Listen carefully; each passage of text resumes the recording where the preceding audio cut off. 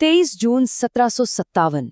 ये एक ऐसी तारीख है जिसने हिंदुस्तान का मुकद्दर, आप कह सकते हैं, हमेशा हमेशा के लिए बदल कर रख दिया। आज हम बात करने वाले हैं प्लासी की लड़ाई की, या यूं कहें तथाकथित लड़ाई की, क्योंकि ये एक ऐसी जंग थी जो मैदान में कम और साजिशों में ज्यादा लड़ी गई। और हाँ, इसी एक घटना ने भारत में ब्रिटिश साम्राज्य की नींव रखी।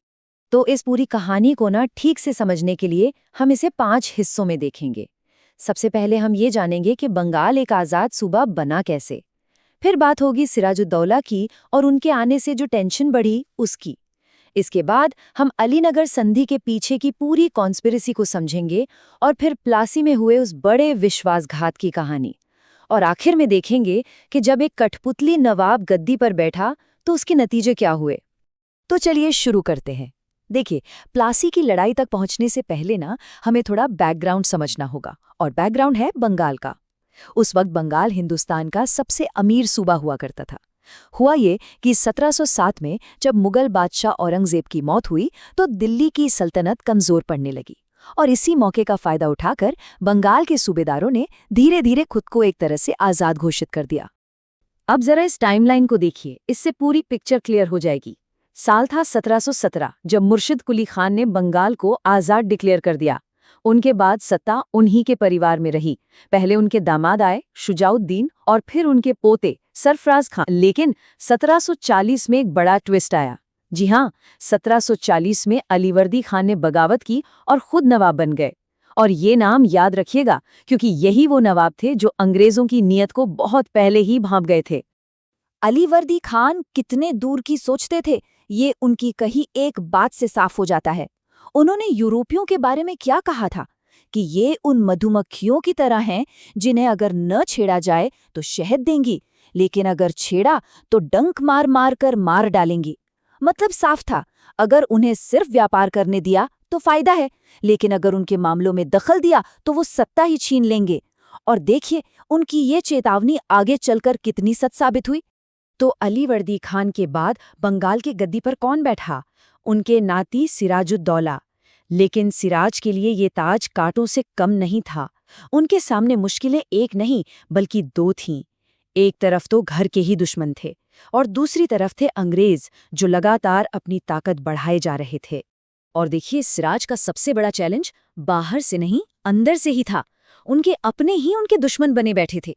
उनकी मौसी घसीटी बेगम और उनके चचेरे भाई शौकतगंज, ये दोनों ही नहीं चाहते थे कि सिराज नवाब बने, और बस मौके की तलाश में थे, अंदर ही अंदर साजिशें कर रहे थे। लेकिन सिराज भी कच्चे खिलाड़ी नहीं थे। उन्होंने इस घरेलू खतरे से निपटने में बिल्कुल भी देर नहीं लगाई। मनिहारी के लड़ाई में उन्होंने अपने भाई शौकतगंज को न सिर्फ हराया बल्कि उसे रास्ते से ही हटा दिया, ताकि बगावत की कोई गुंजाइश ही न बचे। तो घर के दुश्मनों को तो सिराज ने ठिकाने लगा दिया, लेकिन अब असली मुकाबला होना था अंग्रेजों से। और इस टकराव की चिंगारी भड़की एक घटना से, एक ऐसी घटना जिसे इतिहास ब्लैक होल ट्रेजेडी के नाम से जानता है। तो सवाल ये है कि आखिर ये ब्लैक होल ट्रेजेडी थी क्या? तो हुआ ये कि मामला तब बिगड़ा जब अंग्रेजों ने नवाब से पूछे बिना ही कलकत्ता में अपने किले फोर्ट विलियम की किलेबंदी शुरू कर दी। अब सिराजुद्दौला ने इसे अपनी हुकूमत के लिए एक सीधी चुनौती माना और किले पर हमला करके उस पर कब्जा कर लिया। कहानी यहीं से एक नया मोड़ लेती है। एक अंग्रेज अफसर था हॉलवेल। उसके मुताबिक 20 जून की रात को नवाब की सेना ने कई अंग्रेज कैदियों को पकड़ा और उन्हें एक बहुत ही छोटी सी कालकोठरी में बंद कर दिया। हॉलवेल ने जो दावा किया वो चौंकाने वाला था। उसने कहा कि उस कोठरी में बंद 146 लोगों में से 123 लोगों की मौत दम घुटने से हो गई। हाँ, 146 में से 123। अब देखिए, इस नंबर पर इतिहासकार आज भी सवाल उठाते हैं, लेकिन अंग्रेजों को तो बस एक बहाना चाहिए था। उन्होंने इस घटना को एक जबरदस्त प्रोपेगेंडा टूल की तरह इस्तेमाल किया। इसे नवाब की क्रूरता की कहानी बनाकर पूरे यूरोप में फैला दिया और कसम खाई कि वो इसका बदला जरूर लेंगे। और जैसे ही ये ब्लैक होल की खबर मद्रास पहुंची, ईस्ट इंडिया कंपनी में मानो हड़कंप मच गया। उन्होंने बिल्कुल भी देर नहीं की और अपने सबसे शातिर और चालाक अफसर रॉबर्ट क्लाइव को एक सेना देकर तुरंत कलकत्ता रवाना कर दिया। लेकिन क्लाइव का मकसद सिर्फ कलकत्ता वापस जीतना नहीं था। उसका असली मकसद था नवाब को ऐसा सबक सिखाना जो वो कभी न भूले। और बस यहीं से उस बड़ी साजिश की नींव रखी गई, जिसका अंत प्लासी के मैदान में होना था। क्लाइव कलकत्ता पहुंचा और उसने आते ही अपनी चालें चलनी शुरू कर दी। सबसे पहले उसने जंग नहीं लड़ी, दिमाग चलाया। नवाब के एक अफसर मणिक चंद को रिश्वत दी और बस बिना लड़े ही कलकत्ता वापस अंग्रेजों के कब्जे में आ गया। इसके बाद उसने नवाब पर दबाव बनाया और 9 फरवरी 1757 को एक संधि साइन करवाई, जिसे कहते हैं अलीनगर की संधि। याद रखिएगा, 9 फरवरी 1757। इस संधि से अंग्रेजों को कलकत्ते की किलेबंदी करने और अपने सिक्के ढालने जैसे बहुत बड़े अधिकार मिल गए। लेकिन क्या रॉबर्ट क्लाइव इतने से खुश था? बिल्कुल नहीं। वो बहुत अच्छे से जानता था कि जब तक सिराजुद्दौला नवाब की गद्दी पर है, बंगाल पर अंग्रेजों का पूरा कंट्रोल कभी नहीं हो पाएगा। इसीलिए अलीनगर संधि की स्याही सूखी भी नहीं थी कि क्लाइव ने एक बहुत बड़ी और गहरी साजिश पर काम करना शुरू कर दिया। मिशन था सिराजुद्दौला को हमेशा के लिए रास्ते से हटाना। अब किसी भी साजिश को कामयाब करने के लिए आपको अंदर के ही लोग चाहिए होते हैं, है ना? क्लाइव ने भी यही किया। उसने नवाब के सबसे भरोसेमंद और सबसे ताकतवर लोगों को ही अपनी तरफ कर लिया। और इस दगाबाजी में कौन कौन शामिल थे? सबसे पहला और बड़ा नाम मीर जाफर, जो नवाब का सेनापति था, मतलब पूरी सेना का कमांडर। फिर था राय दुर्लभ, नवाब का खजांची। और एक और बहुत बड़ा नाम जगत सेठ, जो उस जमाने में बंगाल के सबसे बड़े बैंकर थे। इनके पैसे के बिना तो सल्तनत चल ही नहीं सकती थी। और अब कहानी उस मोड़ पर आ जाती है जहां इस पूरी साजिश को अंजाम दिया जाना था। जगह थी प्लासी का मैदान। लेकिन जैसा कि मैंने पहले कहा, ये कोई असली जंग थी ही नहीं। ये तो एक पहले से तय किया हुआ नाटक था, एक धोखा था। इस लड़ाई का नतीजा तलवारों से नहीं, बल्कि क्लाइव की साजिश से पहले ही लिखा जा चुका था। तारीख थी 23 जून 1757। जी हाँ, 23 जून 1757। ये तारीख हिंदुस्तान के इतिहास में हमेशा के लिए दर्ज है। भागीरथी नदी के किनारे प्लासी के मैदान में नवाब और अंग्रेजों की सेनाएं आमने सामने खड़ी थीं। पर जैसा कि हम अब तक जान चुके हैं, ये सब महज एक दिखावा था। मैदान का नज़ारा भी बड़ा अजीब था। सोचकर देखिए, एक तरफ नवाब के कुछ गिने चुने वफादार जैसे मीर मदान और मोहनलाल अपनी जान पर खेलकर लड़ रहे थे, और दूसरी तरफ नवाब के अपनी ही सेना का एक बहुत बड़ा हिस्सा, जिसके कमांडर मीर जाफर और राय दुर्लभ थे, वो बस खड़े होकर तमाशा देख रहे थे।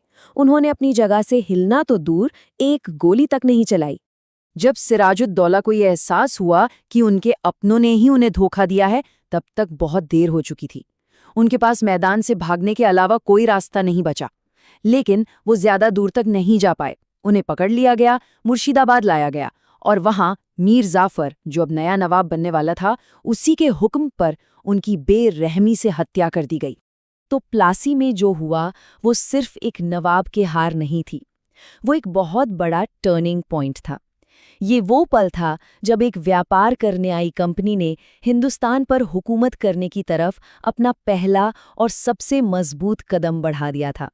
तो चलिए अब देखते हैं कि इस तथाकथित जीत के फौरन बाद बंगाल का हाल क्या हुआ। धोखे का इनाम भी तो मिलना था, तो सबसे पहले अंग्रेजों को 24 परगना जिले की दीवानी मिल गई। अब ये दीवानी क्या होती है? दीवानी का मतलब है राजस्व वसूलने का अधिकार, यानी उस पूरे इलाके से टैक्स कलेक्ट करने का हक। सीधे सीधे कहें तो अब बंगाल का पैसा नवाब के खजाने में नहीं, बल्कि सीधे कंपनी की तिजोरी में जाने लगा, और यहीं से भारत की आर्थिक लूट का एक नया दौर शुरू हुआ। और इसी जीत के साथ बंगाल में एक नए दौर की शुरुआत हुई, जिसे हम कहते हैं कठपुतली नवाबों का दौर। मीर जाफर को नवाब तो बना दिया गया, लेकिन वो बस एक कठपुतली थे, जिसकी डोर रॉबर्ट क्लाइव के हाथों में थी। वो सिर्फ नाम के नवाब थे, असली हुकूमत तो अंग्रेजी चला रहे थे। और देखिए, जिसने धोखा दिया उसका हश्र क्या हुआ। जब मीर जाफर अंग्रेजों के पैसे की भूख को शांत नहीं कर पाए, मतलब उनकी मांगे पूरी नहीं कर सके, तो अंग्रेजों ने उन्हें भी उठाकर बाहर फेंक दिया। और उनकी जगह किसको नवाब बनाया? उनके ही दामाद मीर कासिम को। इसे कहा गया रक्तहीन क्रांति, मतलब एक ऐसी क्रांति जिसमें खून की एक बूंद भी नहीं बही। क्यों? क्योंकि फैसला तो पहले ही हो चुका था। तो आखिर में हम उसी सवाल पर वापस आते हैं, क्या प्लासी की लड़ाई को एक वास्तविक युद्ध कहना सही है या ये महज एक सौदा था, एक ऐसी डील जो विश्वासघात से पक्की की गई और मैदान में तो बस उसका एक नाटक खेला गया? ये सवाल इसलिए ज़रूरी है क्योंकि इसका जवाब हमें बताता है कि कैसे सिर्फ एक साजिश के दम पर एक ट्रेडिंग कंपनी ने पूरे हिंदुस्तान को अगले 200 सालों के लिए गुलामी की जंजीरों में जकड़ लिया। इस बारे में सोचिएगा ज़रूर।